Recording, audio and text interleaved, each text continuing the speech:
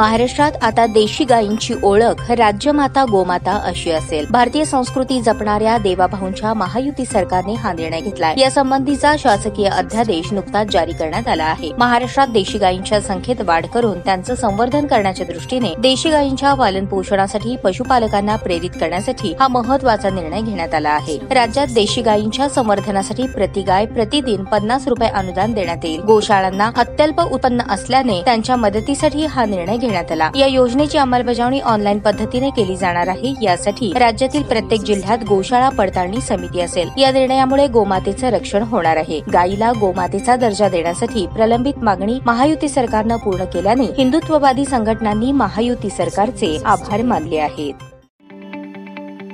ताज्या बातम्या पाहण्यासाठी प्राईम महाराष्ट्र न्यूज चॅनलला सबस्क्राईब करा।